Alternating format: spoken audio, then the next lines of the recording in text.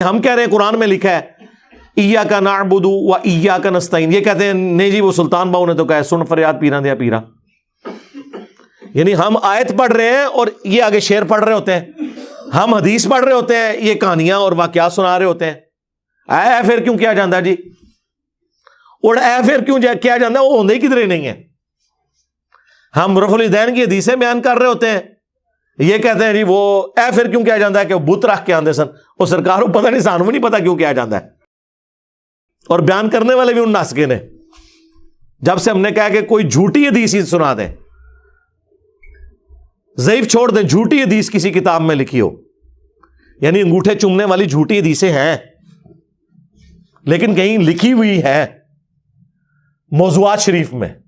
وہ گھڑی ہوئی حدیثوں کے اوپر جو کتاب لکھی ہے نا، ابن جوزی نے بھی لکھی، ملا علی قاری نے بھی لکھی، اور لوگوں نے بھی، کہ بڑی بڑی گھڑی ہوئی حدیثیں کون سی ہیں. لیکن یہ بغلوں میں بت رکھنے والی تو کوئی گھڑی ہوئی حدیث بھی نہیں ہے، اور پبلک کے اندر مشہور ہے. پھر ہمیں بتانا پڑتا ہے کہ بھائی رفع الیدین تو نماز کا حسن ہے، حضور نے حکم دیا ہے جی حکم کتنے ہے.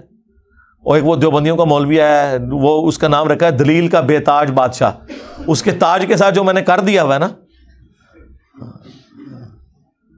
وہ کہتا ہے جی میں اتنے لاکھ انعام دوں گا کوئی رفع الیدین کا حکم دکھا دے. سرکار ہم انعام نہیں لیتے، آپ سے آپ کی آخرت کا سوال کرتے ہیں کہ توبہ کریں اپنے اس جھوٹ کے اوپر. ہم دکھاتے ہیں رفع الیدین کا حکم بخاری مسلم سے، لیکن پہلے آپ بات کو سمجھیں، یہ ایک مقدمہ ہے. صحیح بخاری اور مسلم کی متفق علیہ حدیث ہے. نبی علیہ السلام نے فرمایا اللہ نے مجھے جوامع کلمات کے ساتھ بھیجا ہے، میں بات مختصر کرتا ہوں اور مفہوم گہرا. بخاری مسلم دونوں میں حدیث ہے انما الاعمال بالنیات، اعمال کا دار و مدار تو صرف نیتوں کے اوپر ہے. اب یہ ایک جملہ ہے، اس کے اوپر پوری کتاب لکھی جا سکتی ہے. یہ ہے جوامع کلمات،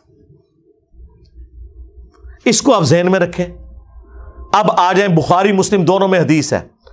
مالک بن حویرث کہتے ہیں رضی اللہ تعالیٰ عنہ علیہ السلام، ہم چند نوجوان تھے، 20 دن کے لیے حضور کے پاس گئے، مہمان بن گئے. حضور کی وفات سے 1-1.5 سال پہلے غزوہ تبوک کے موقع پر مسجد نبوی میں ٹھہرے 20 دن تک. آپ کے صبح و شام آبزرو کیے. جب حضور نے دیکھا نا کہ اب ہمیں گھر کی یاد ستا رہی ہے، تو اچھے ٹیچر کی یہی نشانی ہے کہ اس سے پہلے کہ کوئی اکتا جائے خود ہی اسے بھیج دیا جائے. آج تو آپ کہتے ہیں نا حضور میں آپ کے زمانے میں ہوتا تو ہر وقت آپ کو وضو کرواتا رہتا. ایسا نہیں ہوتا، دنیا میں ایسے نہیں معاملات چلتے. تو وہ کہتے ہیں ہمیں اپنے ماں باپ یاد آنا شروع ہو گئے.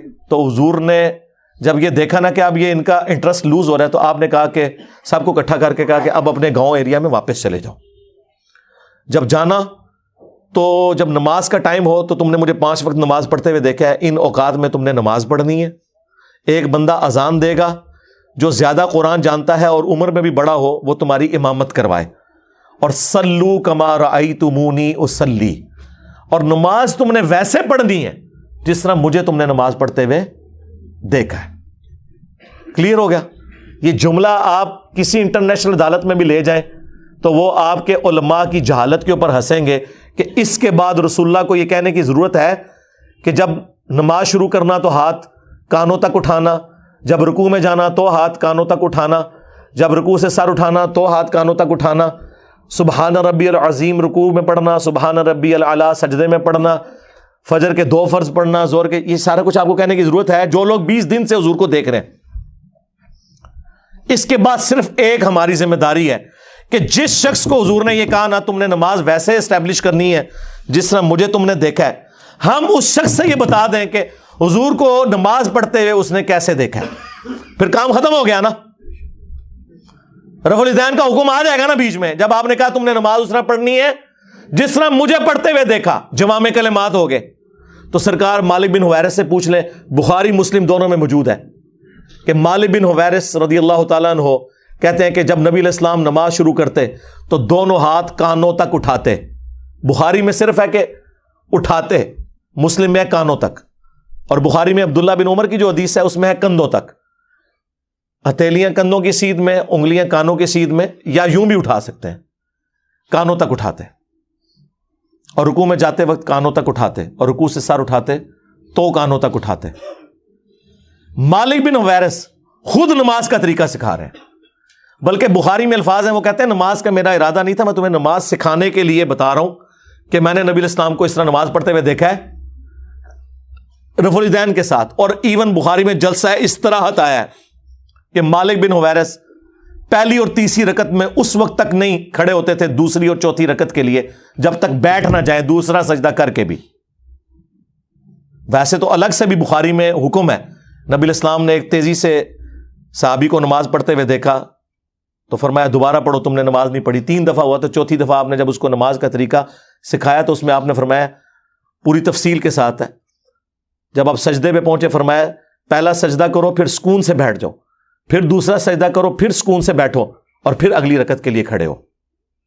اس میں جلسہ استراحت کا ذکر موجود ہے. مالک بن حویرث کہتے ہیں میرا ارادہ نہیں تھا, میں صرف نماز سکھانے کے لیے تمہیں بتا رہا ہوں. اور مالک بن حویرث وہ ہیں جو حضور کی وفات سے 1-1.5 سال پہلے مسلمان ہوئے ہیں, اور آپ کو دیوبندی بریلوی حنفی یہ کہانی کرا رہے ہیں جی مکے میں رفع الیدین ہوتا تھا, مدینے میں منع ہو گیا.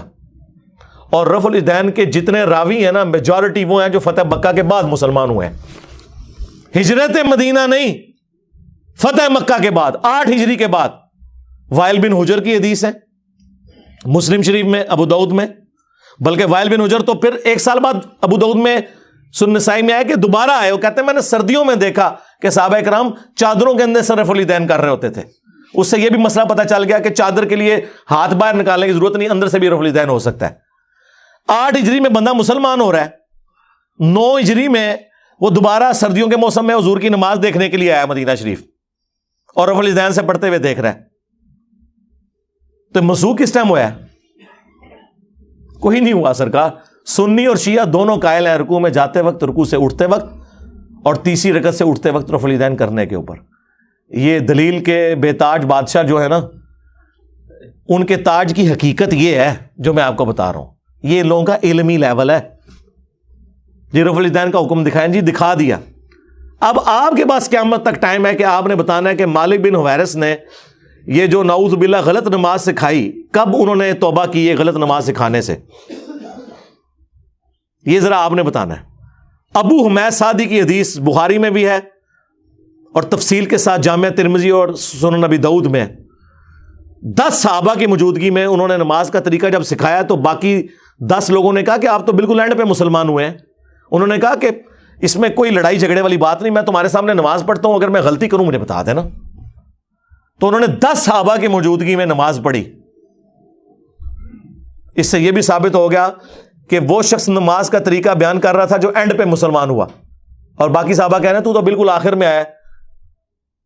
اور پھر جب وہ نماز کا طریقہ بتا چکے تو 10 نے بیک زبان کہا کہ آپ نے بالکل صحیح نماز پڑھی, رسول اللہ اسی طرح نماز پڑھا کرتے تھے. مراد یہ کہ حضور کی وفات کے بعد ذکر ہو رہا ہے, اور یہ ایٹ لیسٹ 30 سال بعد کا واقعہ حضور کی وفات کے. فوراً بعد بھی کوئی فرق نہیں پڑتا. 10 کے 10 کو غلطی, جس میں ابو قتادہ بھی شامل ہے سینئر اصحاب میں سے. اس میں انہوں نے رفع الیدین کا ذکر کیا ہے, جلسہ استراحت کا ذکر کیا ہے, تورک بیٹھنے کا ذکر کیا ہے. چوتھی رکعت میں بائیں سرین پہ بیٹھ کے دایاں یعنی پاؤں کھڑا کر کے اس کے نیچے سے بائیں پاؤں کو گزارنا. اور ابو داؤد میں تو الفاظ ہیں کہ جب نبی علیہ السلام نماز کا ارادہ کرتے تو نبی علیہ السلام قبلہ رخ کھڑے ہوتے اور اپنے ہاتھوں کو کندھوں تک بلند کرتے, یہاں تک کہ ہر ہڈی اپنی جگہ پر جب واپس آ جاتی پھر آپ قرات شروع کرتے. اس سے میں نے ثابت کیا کہ انہوں نے ہاتھ چھوڑ کے نماز پڑھی ہے, کیونکہ جب بھی کوئی نماز شروع کرنے کا ارادہ کرتا ہے تو ہاتھ باندھ کے نہیں نماز پڑھتا, یوں کھڑا ہوا ہے اور وہ نماز یوں شروع کرتا ہے اور ہر ہڈی اپنی جگہ پر واپس آ جاتی. یہاں موقع تھا وہ کہتے ہیں کہ ہر ہڈی دایاں ہاتھ بائیں پر آ جاتا, نہیں, انہوں نے کہا اپنی واپس اپنی جگہ پہ آ جاتی. اس سے نبی علیہ السلام سے بھی ہاتھ چھوڑ کے نماز پڑھنا ثابت ہے. ویسے عبداللہ ابن زبیر کی الگ سے حدیث ہے المصنف ابن ابی شیبہ میں, باقاعدہ باب باندھا ہے امام ابن ابی شیبہ, امام بخاری مسلم کے استاد نے, کہ ان صحابہ اور تابعین کا بیان جو ہاتھ باندھ کے نماز پڑھتے تھے, جو ہاتھ چھوڑ کے. ہمارے نزدیک دونوں طریقے درست ہیں, ہاتھ باندھنا بھی ہاتھ چھوڑنا بھی. تو وہاں پہ پھر 11 صحابہ کی یہ گواہی ہوگی, 10 وہ اور 11واں جو سکھا رہا تھا. تسی 11ویں لی سرکار نو مندے ہو, اسی 11 سرکاراں نو مننے ہیں, اور ساڈی سرکاراں ہو جو صحابہ نے. جی رفع الیدین کا حکم دکھا دیا، جی دکھا دیا ہے، اور آپ رفع الیدین کا مذاق جو اڑاتے ہیں، اللہ سے ڈر جائیں۔ گھوڑوں کے دموں کے ساتھ اسے تشبیہ دیتے ہیں۔ کیا رسول اللہ پوری زندگی اس طریقے سے نماز پڑھتے رہے جس کو آپ نے بعد میں کہنا تھا یہ گھوڑوں کی دمیں ہیں؟ آپ خود سوچیں اگلن، کیونکہ میں نے تو ثابت کر دیا کہ حضور اپنی وفات سے 1 سال پہلے تک کر رہے ہیں۔ ویسے تو میں نے مسئلہ 70B میں ثابت کیا ہے کہ وفات تک، وہ کہتے ہیں وفات تک کا لفظ جی موجود ہے۔ جب حضور کی وفات کے بعد صحابہ کرام نماز کا طریقہ سکھا رہے ہیں تو وفات تک ہی ہوا نا، لاجیکل ہے۔ یہ تو نہیں کہ منسوخ شدہ طریقہ انہوں نے سکھانا تھا۔ باقی تفصیل وہ دیکھ لیں، 2.25 گھنٹے کا لیکچر ہے۔ ان کے 8 دھوکوں کے جو میں نے جواب دیے ہیں جی، بغلوں میں بت رکھ کے آتے تھے، ٹھیک ہے جی، گھوڑوں کی دموں والی روایت مسلم شریف سے آؤٹ آف کانٹیکسٹ، جابر بن سمرہ والی شریر گھوڑوں کی دمیں، وہ 4 روایتیں اکٹھی ہیں، اس میں باقاعدہ موجود ہے کہ وہ سلام پھیرتے وقت زانوں سے ہاتھوں کو اٹھاتے تھے۔ وہ کہتے ہیں نہیں، ایک روایت میں اس کے بغیر ذکر ہے۔ سرکار یہ حدیث ابو داؤد میں بھی ہے، سنن نسائی میں بھی ہے، باقاعدہ اس کے اوپر اماموں نے باب باندھے ہوئے ہیں کہ یہ حدیث کس سے متعلق ہے، آپ کے رد کے اوپر کہ سلام پھیرتے وقت۔ امام نووی نے بھی مسلم کے باب کے اوپر یہ لکھا ہوا ہے۔ اس سے بڑھ کر امام بخاری نے جز رفع الیدین میں لکھا ہے کہ جو گھوڑوں کی دموں والی حدیث رفع الیدین پہ لگاتے ہیں انہیں ڈرنا چاہیے کہ اللہ کا عذاب نہ ان پر آ جائے۔ سورہ نور کی آیت کوٹ کی کہ رسول اللہ کے ساتھ دشمنی کر رہے ہیں، یہ سنت کا مذاق اڑا رہے ہیں۔ اور جز رفع الیدین پہ جو میں نے ویڈیو ریکارڈ کرائی ہے، جو کچھ امام بخاری نے ان کی طبیعت صاف کی ہوئی ہے، وہ 70B مسئلہ آپ ضرور دیکھیں۔ رفع الیدین سے متعلق فرقہ وارانہ نظریات کا تحقیقی جائزہ، اس میں ان کے آپ کو جھوٹ پتہ چلیں گے کہ یہ جھوٹ کی بنیاد پہ کھڑے ہیں۔ اور ہم تو بڑے خوش ہوتے ہیں کوئی گھوڑوں کی دموں والی حدیث بتا دے، بت رکھنے والی جھوٹی بات خود گھڑی بھی بتا دے، ہم پھر کہتے ہیں آپ کو بتائیں گے۔ بلکہ اس سے بڑھ کر میں G10 میں رہتا تھا، یہ میں بات کر رہا ہوں 2008-9 کی، 8 سے آلموسٹ کوئی 14-15 سال پہلے۔ ہمارے قریبی دوست تھے، وہ کٹر بریلوی تھے، ہم بھی اس زمانے میں بریلوی تھے۔ میرے ساتھ وہ اعتکاف بیٹھے G10 کی مسجد میں، G10-4 میں۔ جب میں ریورٹ ہوا تو وہ بھی تحقیق میں پڑ گئے، وہ وہیں کے رہنے والے تھے۔ جب تحقیق میں پڑھے تو ہمارے گھر کے قریب ایک دیوبندیوں کی مسجد بھی تھے، کبھی ہم نماز وہاں پڑھتے رفع الیدین سے شروع کر دی۔ لیکن نماز میں آپ کو پتہ سب کے پیچھے پڑھتا ہوں، ایک نماز دیوبندیوں کے پیچھے پڑھتے تھے، فجر کی اہل حدیث کے پیچھے پڑھتے تھے، مغرب عشاء کی کبھی بریلویوں کے پیچھے، کبھی دیوبند کے پیچھے۔ وہاں کے مفتی کو کھٹکا لگ گیا، اس نے کہا چلو یہ تو گمراہ ہوئے ہیں، یہ تو آؤٹ سائڈر ہیں۔ جو G10 کا رہنے والا ہے نا بندہ، جس کا اپنا ذاتی گھر تھا وہاں پہ جدی پشتی، جو ان کا دوست ہے، اس کو تو ہم قائل کریں۔ اس نے ایک کتابچہ دے دیا اسے، رفع الیدین کے خلاف نہ، کہ نماز کا حنفی طریقہ صحیح ہے۔ وہ کتابچہ میرے پاس لے کے آیا، میں نے کہا بہت اچھی بات ہے، مطلب وہ جب میں نے کتاب پڑھی تو میں تو خوشی سے پھولے نہ سماؤں۔ اس نے پہلی حدیث پتہ کیا لکھی ہوئی؟ کانوں تک ہاتھ اٹھانے کا ثبوت، تو کانوں تک تو ہم بھی اٹھاتے ہیں الحمدللہ، لیکن حدیث لکھی مالک بن حویرث والی مسلم شریف سے، اور حدیث لکھی کہ مالک بن حویرث کہتے ہیں کہ میں نے نبی علیہ السلام کو دیکھا کہ جب نماز شروع کرتے تو دونوں ہاتھ کانوں تک اٹھاتے۔ میرا دل کرے میں تو لڈیاں پاواں، ہاں میں کہ ایتھے ہی رک جا کے تو کتاب ٹرنی نہیں۔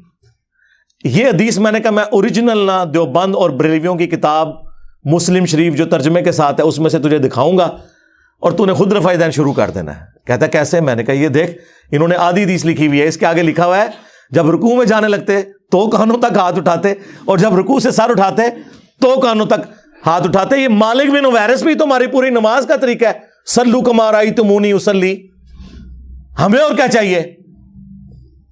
اچھا وہ کتابچہ لے کے نا وہ دیوبند کے مفتی کے پاس پہنچ گیا۔ یہ ان مفتیوں کا، یہ دلیل کے جو بے تاج بادشاہوں کا علمی لیول یہ ہوتا ہے۔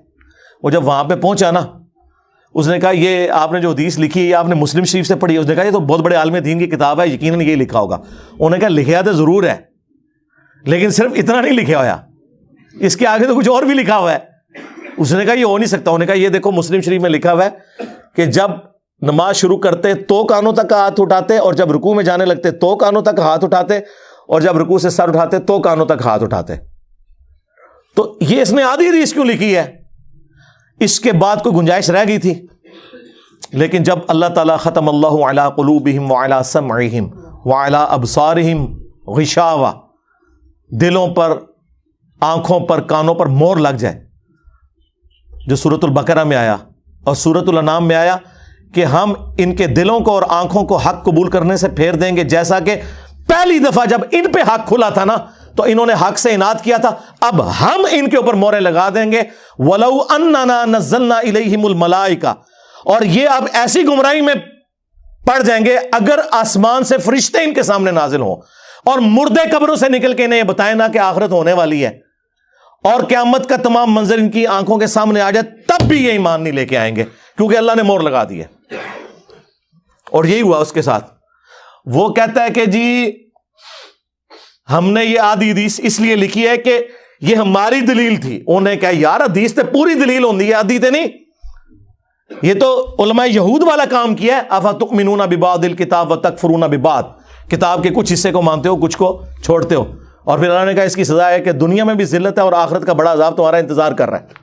اور دنیا میں دیکھ لیں میرے ہاتھوں ان کی کیا ذلت ہوئی ہے۔ انہوں نے پچھلے 1000 سال میں جتنی عزت کمائی تھی نا، پچھلے 10-12 سال میں اس سے زیادہ ذلت کما چکے میں۔ میرا ایک نعرہ ان کو لے جاتا ہے کہ میرے نبی سا ہے ہی کوئی نہیں، تیرے بابے تھے شے ہی کوئی نہیں۔ دیکھ لیں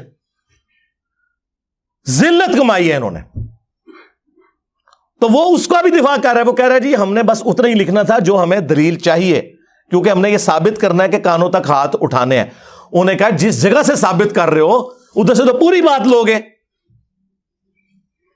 یہ ہو سکتا ہے کہ آپ قرآن سے آدھی بات لیں کہ نماز کے قریب مت جاؤ، اور آپ کہیں کہ میں نے یہی بات ثابت کرنی تھی کہ نماز کوئی ضروری نہیں۔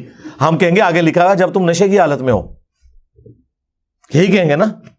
تو یہ کرتے ہیں، اور چونکہ ان کو بڑوں سے یہی عادت پڑی ہوئی ہے آدھی باتیں بیان کرنے کی، آدھی کاٹنے کی، اس لیے میرے بھی آدھے کلپ کاٹ کے نا متنفر کروانے کی کوشش کرتے ہیں، اور مجھے کوئی فرق نہیں پڑتا۔ میں نے آپ کو بارہا بتایا ہے کہ مجھ سے بچنے کا طریقہ یہ ہے کہ اپنی زبانیں بند رکھیں۔ اگر زبان آپ کھولیں گے میں تو کار تک پہنچا کے آواں گا، منجی ٹھوک دیں گا تہاڈی میں، ذہن چ رکھیو، بلکہ ٹھوک دیتی ہے اللہ کے فضل نال۔ جتنا بولو گے، جتنا چیخو گے، کیونکہ میں نے تو پھر جواب دینا نا، آپ میرے پہ الزام لگائیں گے تو میں آپ کو پھر کلیئر کروں گا کہ بھائی یہ بات لکھی ہوئی تھی، یہ تو یہ کہہ رہے تھے۔ تو اینڈ رزلٹ یہ ہے کہ جھوٹے بندے کی تو ایک نہ ایک دن موت ہو ہی جاتی ہے، اور ذلت کی موت ہوتی ہے، جس طرح ان فرقوں کی موت ہوئی ہے۔ الحمدللہ۔ صلو علی محمد وآل محمد، اللہم صلی علی محمد وعلی آل محمد واصحاب محمد وازواج محمد وامت محمد اجمعین الی یوم الدین۔